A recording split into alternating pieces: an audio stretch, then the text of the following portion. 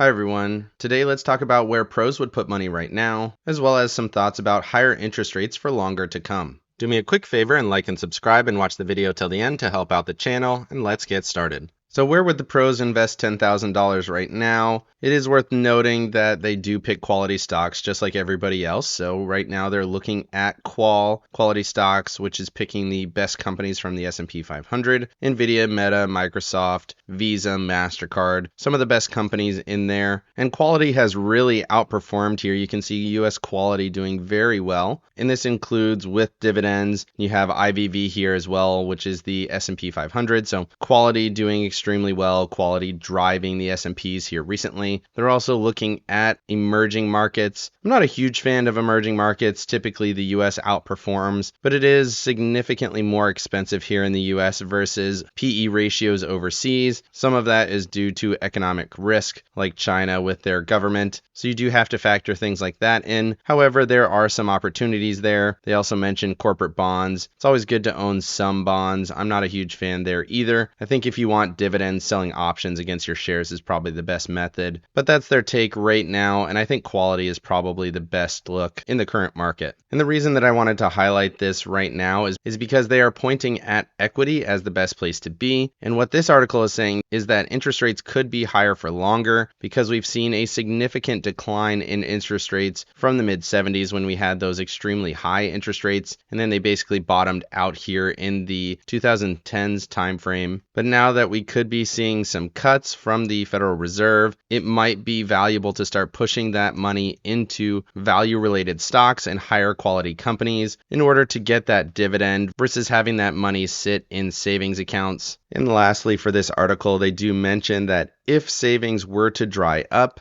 then these companies that you might be investing in could potentially be paying higher prices for their debt, because if people are not saving their money, then the supply and demand for yields on these bonds could go higher, meaning that the companies would potentially have to pay more money, and that could slow their growth over time. So something to pay attention to. Is it going to drive stock values in the short term? Probably not. And I still think value is probably the best place to be here in the short term. Moving over to the data, starting off with fear and greed, you can see we finished the week at 72. A week ago, we were at 72. So really nothing has changed here over the past week. We saw a little bit of agitation. Markets went higher as we saw.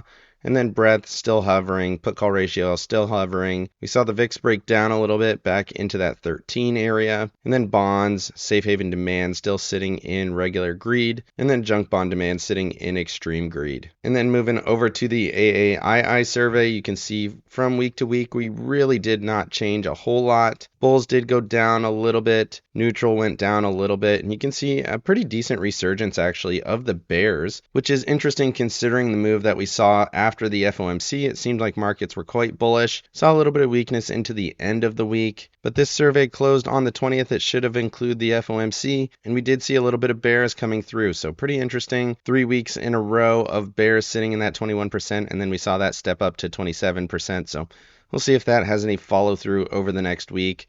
Something to keep in mind. Moving over to seasonality, you can see it tends to be bullish going into the end of the month from current. And then even if we are following that election year pattern, could see a slight dip, but generally flat into the end of the month, if not slightly bullish. So still in a bullish seasonality. And I wanted to highlight here, we did get the April calendar, and you can see these are super bullish across the board. The Russell does see a pretty decent pullback in mid-April, but overall for the end of the month, everything is expected to be bullish, super bullish month seasonally in terms of April. And then moving over to the calendar, you can see new home sales here on the Monday session, consumer confidence, as well as durable goods on Tuesday, and no bullish or bearish indicators for this week. And then moving over to April, you can see bulls across the board, very bullish month seasonally. So keep that in mind as we push into the end of this month. And then moving over to that economic calendar, you can see new home sales on Monday, like we talked about, core durables, consumer confidence here Tuesday. Nothing really for Wednesday. 7-year note auction, fairly interesting. GDP Thursday. Get some Michigan data on Thursday as well. That'll be interesting. And then for the Friday session, we do have Good Friday. And this is pretty interesting here considering that markets are going to be closed for Good Friday.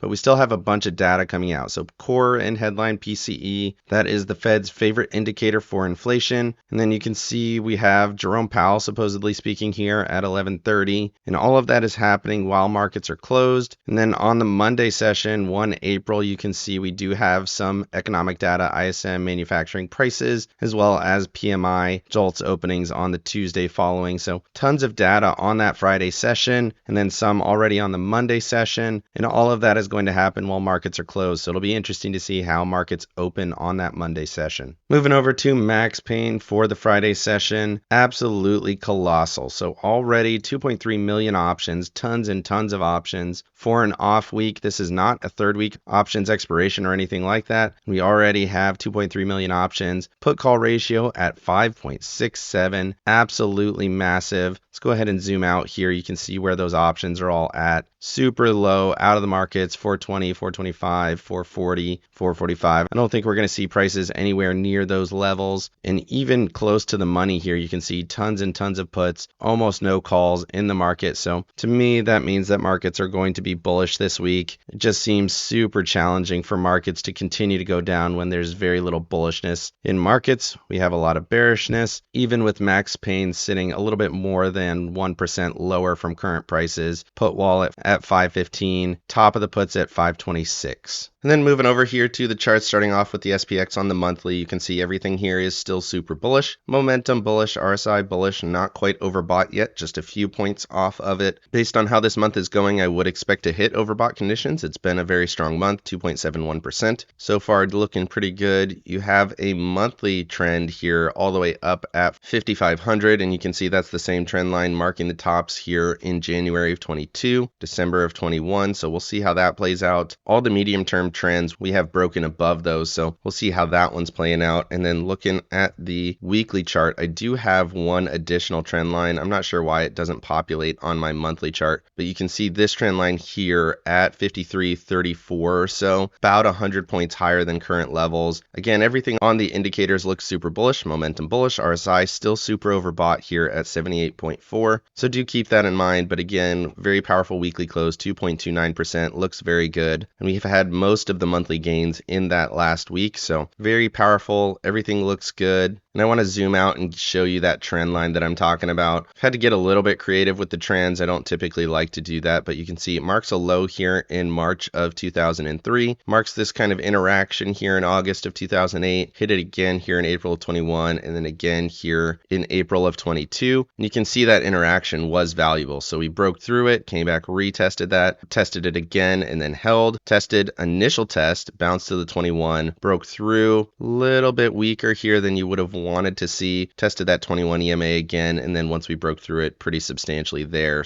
Decent trend line, again a little bit weaker on that second interaction, but pretty solid on the first one, and in that 2003-2008 time period looks strong as well. So decent trend line, gives you a little bit closer price target of about 110 points higher from current levels. And then moving over here to the daily chart, again you can see that very powerful move into Tuesday and Wednesday of last week, Wednesday being that FOMC, so very powerful. Gapped higher on the Thursday, so we did get follow through 0.33, but then we saw a little bit of a fall into the end of the session and then fall into that Friday session. So I did add a level here, 520.88. We'll see if that level holds. Otherwise, you got the 9 EMA down at 516.67. Momentum still bullish, so we're continuing to roll into that bullish momentum. It's not super powerful, so I wouldn't put a ton of weight on that. RSI pulling back, still above the SMA. You did see a slight step up on volume on that selling on Friday, so that was not great. But remember, we are headed into a pretty bullish period for seasonality, so we'll see if that level holds. Otherwise, 516.67 is the level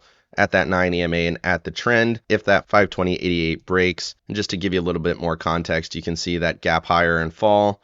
And then that Friday session pre-market tried to hit that level and bounce, stopped right at it after hours, and then slowly drifted through it. You could argue that the 55 EMA right there at 520.06 could be an interesting level, but really watching that trend line at that next support area. Moving over to the Tasty charts here on the weekly chart, you can see this previous peak here, December of 2021, and then you can see that July peak here, and then this is the current all-time high, this massive run we've been on straight up to the moon. Interestingly, on this run, run. We had a bunch of buying here right at the lows, big volume coming through. Had a couple of volume spikes, but not a ton, which is interesting. And you can also see we are way above that third ATR band, super uncommon. Hadn't seen it for many years, and the one time that we tried to do it here in July of last year, we ended up selling off almost back to that bottom ATR band. And then since then, we've been on this colossal run. In terms of levels, you got the 8 EMA here at 506.24, current price 521, so way above that level. And you can see that third ATR band currently at 513.39, so well above that as well. And then getting into the daily chart, it does look a little bit better. You can see we've been hovering right at that third ATR band. Every time we touch it, we do pull back to that 8 EMA or sometimes the 21 EMA, and then we end up bouncing from that level. And so far, that's held up. So this does look a little bit better on the shorter time frames. That weekly chart, though, is definitely a little bit concerning. It is showing some downside risk with that super overextension, but on the daily chart, looks like a melt up, continuing to hold between the 8 and that upper ATR band. Right now, that is at 525.71,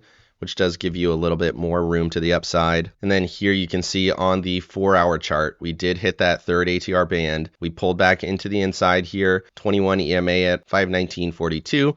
And then you got the mid-range at 518.80 or so. And then the ATR stop sitting here at 517.75. So lots and lots of indicators and levels. Really anything above 517, as long as that holds, we're going to stay in a bullish trend. If those levels start to break, then we're going to have to start looking at these lower levels, and we could see a potential break in structure. Moving over to the NASDAQ, very different thesis here. You can see we've been slowing on this rally. So the rally is still intact, but we found resistance at this trend line, broke down from there to the 9, bounced from the 9 right back to this trend line, found some resistance there. Momentum is fading, RSI pulling back. We are right below the SMA on RSI. You can see that here, about to retest that SMA. Again, not a great indicator, and this kind of looks like a test, breakdown, come up a little bit short, test. And if this breaks from here, that could be quite bearish. Right now, we don't know. We're right at that high, testing that trend, and it absolutely could break out. Just something to pay attention to. And above that, I really don't have any major levels. The next major trend line's all the way up here around 23,000. I don't think we're headed anywhere near that, at least in the short term. So critical level, might need to do some more analysis here to see if we can find some levels, something that coordinates with this most recent run. But right now, that's where we're at, finding some resistance, and you can see these trend lines, pretty powerful ones. Current trend line that we're watching that as resistance was the one that marks the low here in October of 22.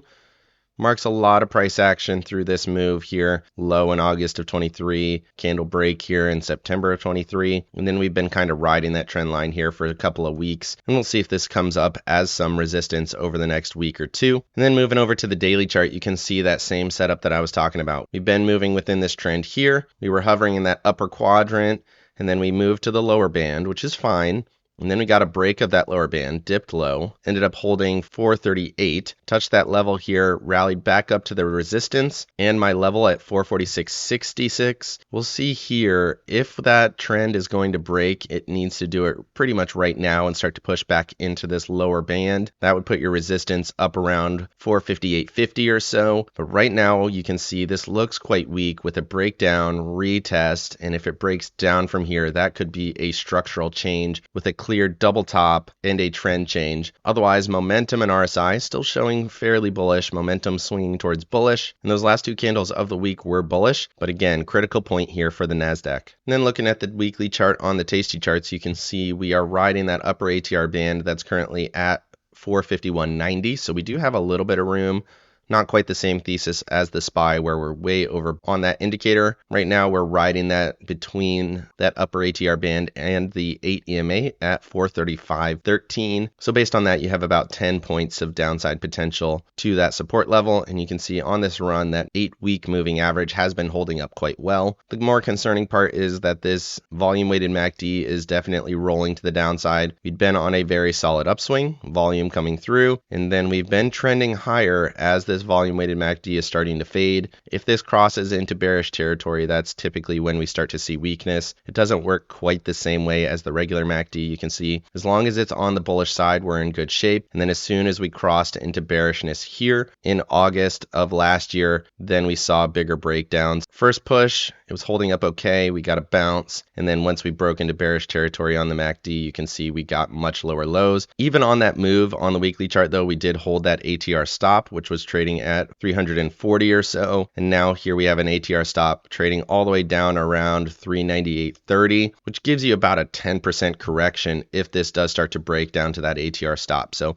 again, there's definitely some risk to the downside. And then looking at the daily chart, you can see we have not really been testing that second ATR band, or definitely not the third ATR band either, which again is concerning. That's showing that this rally is starting to lose momentum. We saw it on the other chart as well, and we've seen some bearish momentum on the volume weighted MACD. You've seen some volume spikes that could have given us another push higher, and we really haven't seen it. The volume has been coming through on the selling side. So again, structurally still intact, still bullish, but showing some cracks in the armor in my opinion. And then you have the ATR stop on the daily chart sitting around that 429.30 area, right on top of that 55 EMA here, 428.30. Moving over to the Russell here on the weekly chart, this is a much different chart. Obviously, you can see here we did make a new high back at the beginning of March. Then we had a big down candle. We did retrace some of that in this most recent week, 1.13% to the upside. Again, we got a wick rejection from that 208.22 level. So 208.22 seems like the current top in terms of resistance. And you can also see that the momentum here, RSI also starting to show weakness. RSI did break back above the SMA here on the weekly chart, so that looks okay. And you can see we're above this medium-term trend line, also looks okay. So you really need 204.68 to hold. And we definitely tested that level. We are above all the EMAs and SMAs, so the uptrend and structure is still intact, but you can see this rising wedge that we had here. That structure did break down most recently, and then it looks like we almost retested it, didn't quite get there. And you can see here on the daily chart, this structure looks significantly more bearish. So we were grinding higher, hit that trend line, rejected very powerfully, didn't even quite retest that level, and then we got some decent selling action on that Friday session. Momentum bearish, RSI breaking down. So Friday session showing weakness. If this follows through, again, 204.62 critical level. If it breaks through that level, you got the 9 as well as the 21 and VWAP all in that zone. You would expect to push down to the 55 EMA. That would be 198.90. Then we'll see what happens after that. And then moving over to the tasty charts here just for a moment. On the daily chart, you can see that's a significantly lower high. Didn't hit that second ATR band. It's worth noting that the ATR bands are still trending higher a little bit. Need that 8 EMA to hold. That's at 204.71, so right in that same area as the level we talked about previously. And then your ATR stops are actually very close to that 55 EMA on the previous chart, 197.35. You can see 55 EMA on this chart, 199.35, so right in that same zone, 197.20 up to 199.30. Need that zone to hold, otherwise we could be looking at a structural change. Volume really not coming through. Did get a little bit of a spike, nothing crazy on the RVOL, and then you can see volume weighted MACD definitely bearish, so not what you would want to see. Structurally holding but showing cracks for sure. Moving over to the Dow here on the weekly chart, again similar thesis, super powerful run, starting to slow on momentum.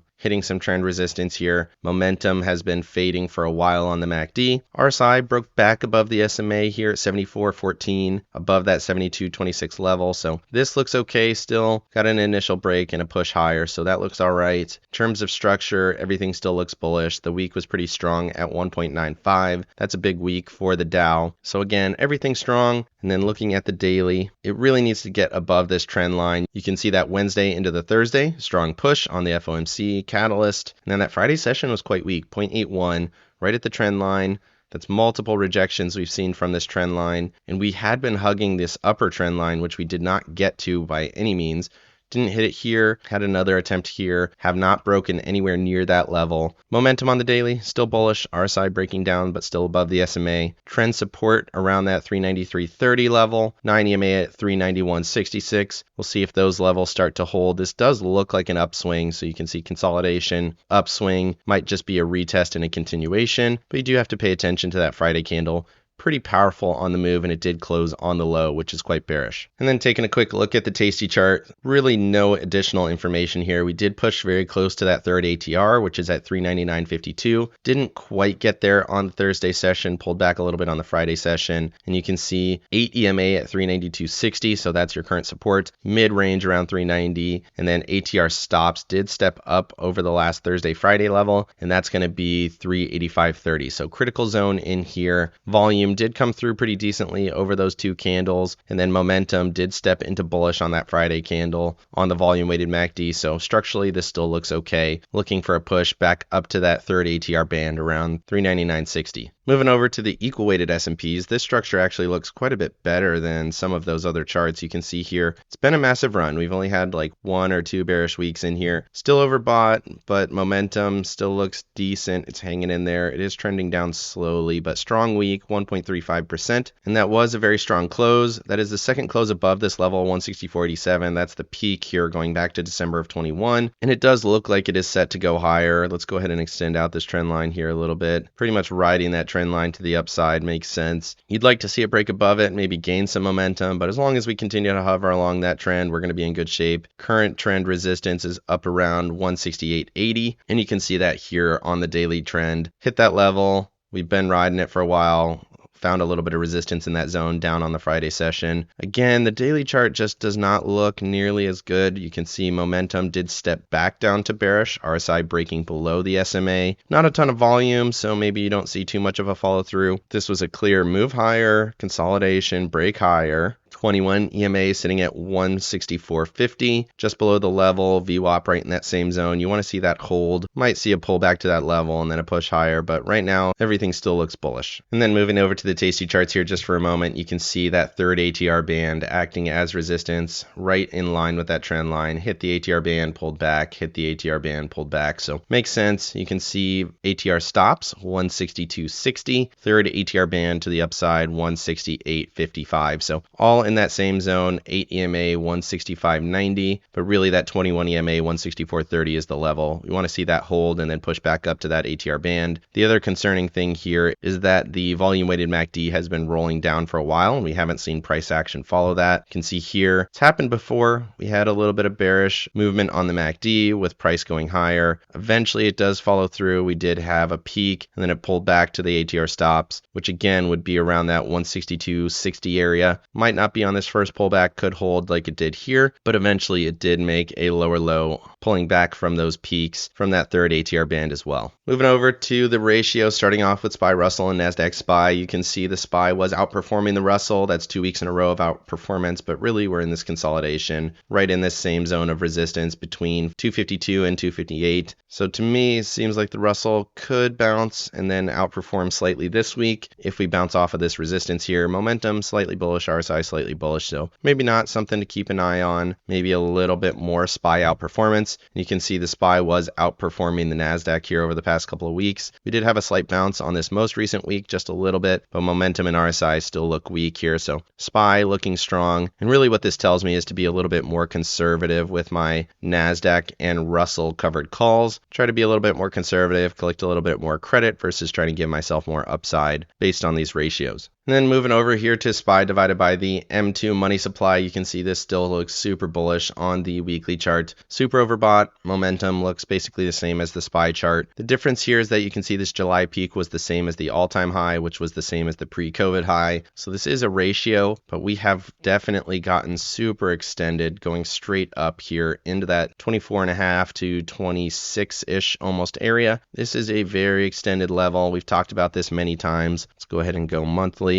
You can see how extended this is relative to history. Very rarely do we get into this zone compared to the M2 money supply. The M2 money supply is contracting slightly. We can see money rolling off of the Fed balance sheet, but then we have markets going super high. And the only time we've ever been here before was during that dot-com bubble. You could argue maybe we're in an AI bubble, but eventually, and it could take years, you can see we got here in February of 1998, and we didn't pull back from this level up until May of 2001. So can take many years to get through the zone. We're still in this potential upswing. Doesn't mean you can't have substantial pullbacks here. You can see we went from 28 all the way back down to 22 and then ended up bouncing much higher. So keep that in mind. Bubble territory can take many years to culminate, but eventually it will, in my opinion. Moving over to individual stocks, starting off with Apple and Tesla. You can see Apple was down 0.2% on the week, so not really that bearish. It did get all the way up to around 170 178.60 or so, and then it pulled back all the way down to around 170.50. So it had a pretty wide range, but ended up not super bearish on the week. Momentum still very bearish. You can see volume coming through pretty heavily on this down move. The volume does not give me a ton of downside potential here, just because we've been basically flat for 3 weeks in a row, holding that 170.90 level, and we've seen really powerful volume in that zone, and we haven't seen a move yet. So pretty interesting there. And I did want to highlight this one more time. I have talked about it before, but very important to recognize that this is an important zone, very important. 170.90. If this level breaks, you can see there is basically no volume all the way down into the 155 range. That's going to be the highs here from January of 23. So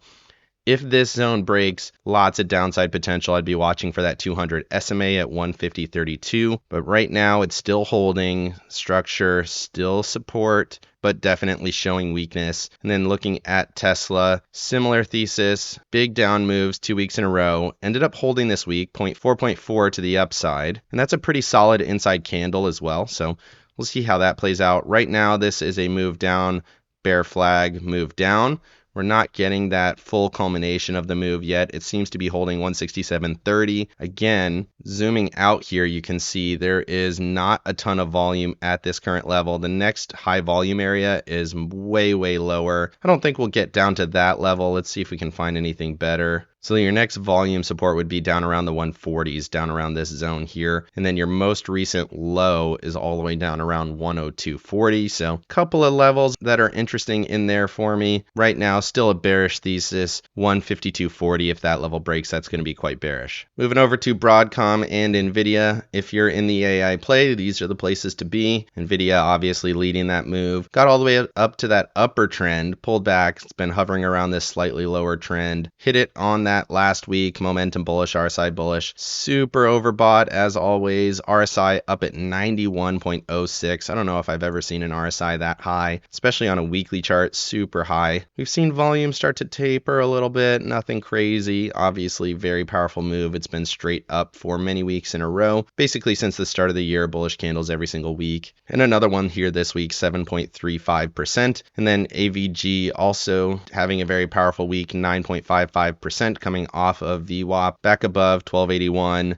resistance 1414, and then trend resistance sitting all the way up around 1584. We'll see if we get follow through. Momentum and RSI both look like they could push to that level. And then if we do get a push, you can see that RSI is potentially going to push into that SMA, and then we could find resistance. We'll see how that plays out, but right now these are driving markets higher. Moving over to Alphabet and LULU. Alphabet had a massive week, 6.75%. They did announce a potential partnership with Apple, and that sent the stock way higher, breaking back above 150.26, and you can see this is right in that all-time high area. It's not the all-time highs, that's closer to 155, but we really have not held above this level very many times. We did it one time on 22 January week, and then we broke back down into this mid-range, similar to what we saw here at the highs here in November of 21. So right in this zone, does look strong. Probably need to try to find some structure here. Maybe something like that makes sense. Marks a couple of bottoms here, tested that several times, and then pushing to this upper trend line, which would give you around 162 for the price target, 160, 175 in that zone. And then I wanted to highlight LULU one more time. Seems like the clothing and apparel sector has been struggling. Nike did not have a great result. LULU had a terrible result. So premium Athletica and premium clothing brands have been struggling here recently. You can see we topped out around 515, downtrended all the way here to 447 or so, tried to get back above that level, and then we had the earnings announcement with extremely weak guidance for the next year, and then we pulled all the way back very close to the level at 385.82, bounced a little bit back above 400, 55 EMA 405.46, so that's kind of the level that you're trading right now, but massive down week, over 13% to the downside, and even more than that if you include the wicks here, so pretty bearish, something to consider for the overall markets and the economy as a whole. Moving over to sectors, starting off with staples and discretionaries, you can see both of these were bullish on the week. Not a whole lot, but a little bit. 0.15 and 2.62 on discretionary, so big move there for them. Staples looks pretty weak now, so it's been in this channel, hit the lower channel, Then it broke down, retesting the trend line. Again, very similar to the NASDAQ setup. If it breaks down from here, that's going to be quite bearish. Back in the mid-range would be around 73 or so, at least for the start. 21 EMA all the way down at 72.30. So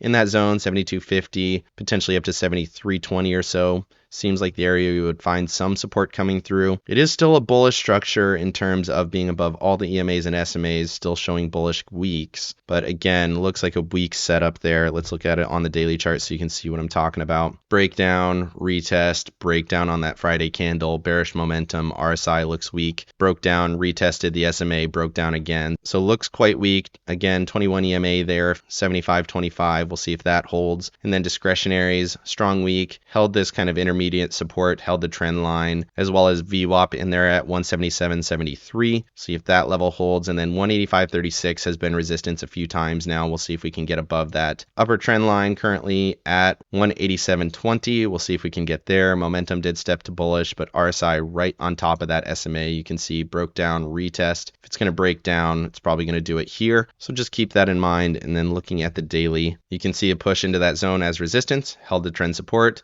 coming up a little bit short of the trend, gap up, gap down, island reversal, and again, that looks pretty weak. Moving over to oil and gas and energy, these have been on a run. It seems like we might be topping out a little bit.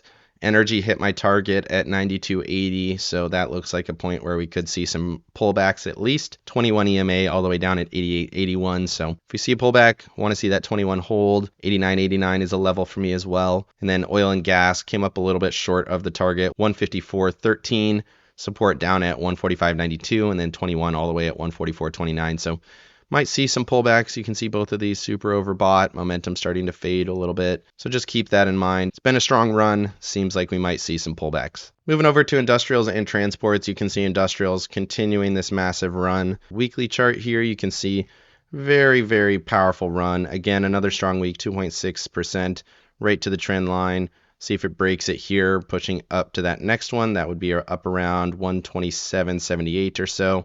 Maybe a little higher, 128. Momentum bullish, RSI bullish, again, super overbought, 78.6. And then looking at that daily chart just for a moment, you can see gapped through it, rallied on the Thursday, pulled back to it on the Friday, didn't break it, so momentum bullish, RSI, again, overbought but bullish. And then looking over to transports, this is a little bit interesting. It's been in this range for a while. It's been on a strong run from around 53.20 all the way up to the highs around 70.70, and then 71.13 is that clear resistance. That's the high from that 4 March week.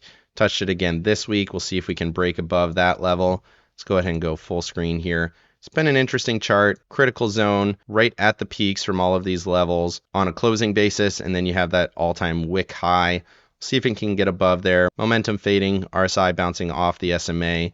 Let's look at it on the daily. Still looks okay. 3 powerful days in a row. Slight pullback on the Friday session after hitting resistance. Could be initial test. Find support around that 70.10 area and then push back up to trend resistance around 72.20. Momentum looks bullish. RSI looking to retest the SMA and then break higher. So everything looks okay here still on transports. Moving over to breadth, you can see we did get a slight pullback on that Friday session. Topped out around 81.30. Wanted to see it get to 86.50 at least, like we did here, and then break down. That is typically the zone that we get to when we hit overbought conditions. If we come up a little bit short, kind of like we did here, where you hit it, pull back, come up a little bit short, and then pull back, that could be a very bearish indicator. And that does seem to be what we're seeing here versus this previous peak early in December. Still trending higher, and it's still holding the 21 EMA, so it's not broken yet, but this kind of top before the resistance is not great. And then looking at the 50-day average, similarly, kind of a double top coming in around 80 instead of that 83 level like I thought. And then the 92.25 level is what we hit here early in January, and we have not gotten anywhere near that level, even though we are seeing higher highs across markets from the early January levels. Moving over to breadth on the 200-day, this one's a little bit different here. You can see we are actually breaking to new highs. Got above 76.04 on a closing basis. Got just above it barely on the 4 March candle. Pulled back the next week, but this week, strong move higher. Closed very close to the highs. Back above this level. back above these previous two peaks. Everything looks good. Momentum stepping bullish, RSI stepping bullish. Once this gets into that 92.40 level, that's going to be a very interesting point. That is typically where we see the resistance if we get past that 76.04 level, which had been resistance the last two times. So we'll see if it gets there. And once we do, definitely be pretty cautious at that point. Not quite there yet, so a little bit more upside to come potentially. Moving over to yields, we did see yields fall a little bit on the Friday session, even though equities were also falling on the Friday session. So that's kind of interesting. My thesis really hasn't changed here. I think we're going to kind of chop in this zone. 4.5 to 4 3/4 seems to make sense. See if anything changes from that thesis. Right now, we're kind of on a downswing, momentum bearish, RSI bearish,